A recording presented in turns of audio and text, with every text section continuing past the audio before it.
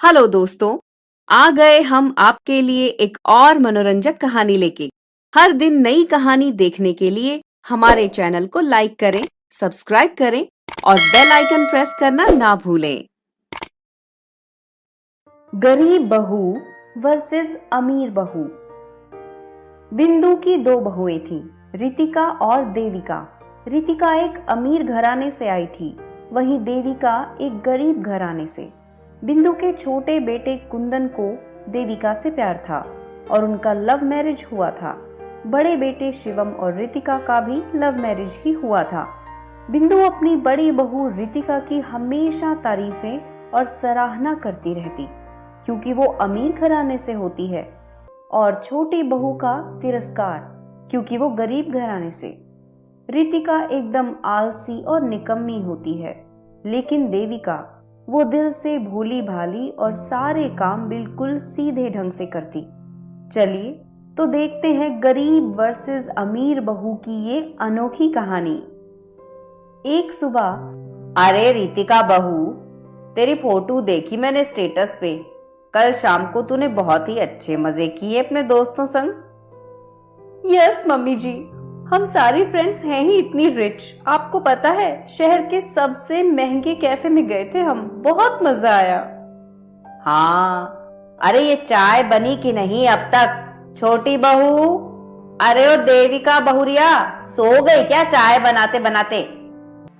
तभी देविका अपनी सास बिंदु और जेठानी रितिका के लिए चाय नाश्ता लाती है, और देविका सर पर पल्लू भी ओढ़े है और अपनी सास के पैर छूकर उनका आशीर्वाद लेती है। ओफो, रोज सुबह ही रिचुअल्स करना इम्पोर्टेंट है क्या? जी जेठानी जी, आपको भी करना चाहिए। ओ महारानी, अब तू अपनी बड़ी जेठानी को सिखाएगी क्या करना है और क्या नहीं। रितिका इस घर की बड़ी बहू है और तू छोटी और गरीब भी, इसीलिए सारे काम तुम ही करोगी और मेरा मान सम्मान भी। जाओ, आज शाम को मुझे मंदिर में पंडितों को भोजन खिलाना है, उसकी तैयारी करो जाकर। लेकिन माँ जी, वो कल सिलबट्टे पे मसाला कूट कूट कर मेरे दोनों हाथों पर छाले हो गए हैं। अगर जेठानी जी मेरी थोड़ी बहुत मदद कर देती तो। ओ हेलो, मैं ये सारे नौकरानियों वाले कामकाज नहीं करने वाली हूँ। तुम्हें पता है ना, मैं एक सोशल मीडिया इन्फ्लुएंसर हूँ। मुझे आज बहुत सारा काम है। एक नई इंस्टाग्राम रील बनानी है। कल मैंने नए वन पीस लाए हैं, उन्हें ना जरा थोड़ा सा इस्त्री कर देना, ताकि और भी उठ कर दिखे। कर दोगी ना? जी जेठानी जी। बेचारी देविका घर के सारे काम मौन रहकर चुपचाप बिना कुछ कहे करा करती, और बिंदु और रितिका उसके साथ नौकरों की तरह पेश आते। देविका रितिका का वन पीस इस्त्री कर रही है, तभी अचानक से उसके छाले जलने लगते हैं और वो इस्त्री को कपड़े पे रखकर अपने हाथ को ठंडे पानी में डालती है, और उतने में रितिका का ड्रेस जल जाता है। ओह नो, मेरा ड्रेस! अरे इडियट, नॉनसेंस, स्टूपिड वुमन! अरे अरे अरे, क्या हुआ रितिका बहू, इतना क्यों तिलमिला रही हो? देखिए ना मम्मी जी, इस दो कौड़ी की लड़की ने मेरा इतना महंगा ड्रेस जला दिया। अरे तुम्हें पता भी है, ये पूरे 7,000 रुपए का ड्रेस है। हाँ, तुमने तो कभी 700 की साड़ी तक नहीं पहनी होगी लाइफ में। गरीब चौठहरी, जला दी ना मेरी ड्रेस।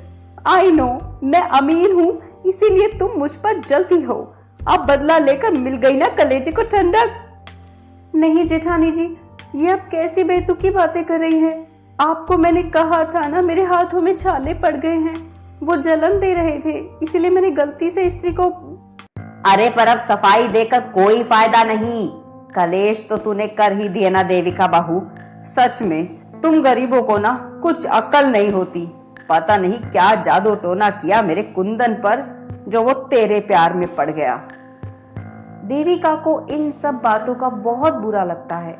वो रात में अकेले में फूट फूट कर रोती है।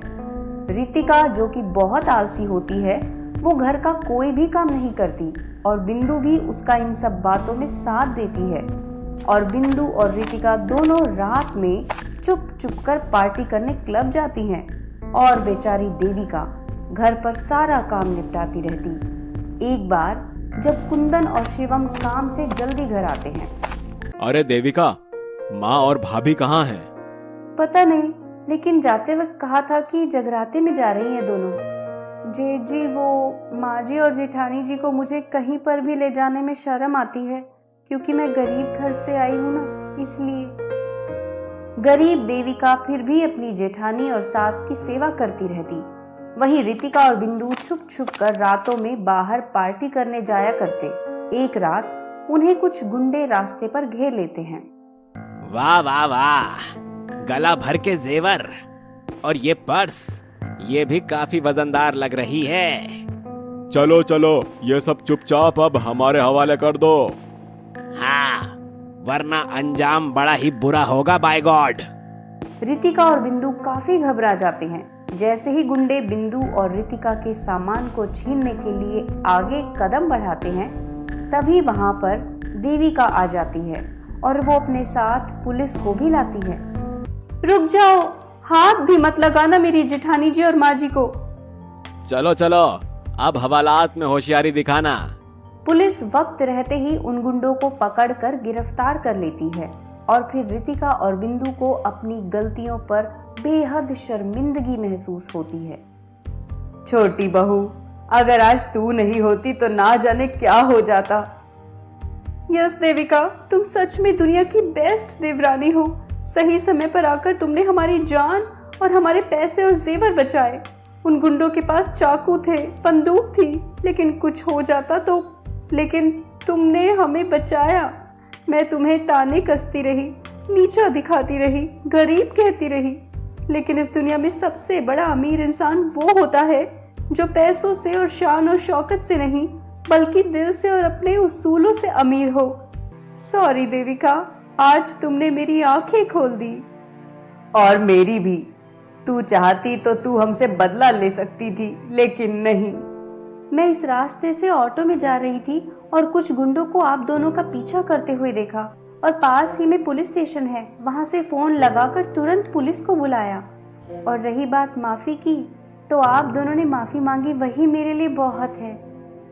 इस प्रकार अमीर और गरीब के अंतर को मिटाकर बिंदु की दोनों बहुएं देविका और रितिका एक साथ सहेलियों की तरह रहने लगती हैं।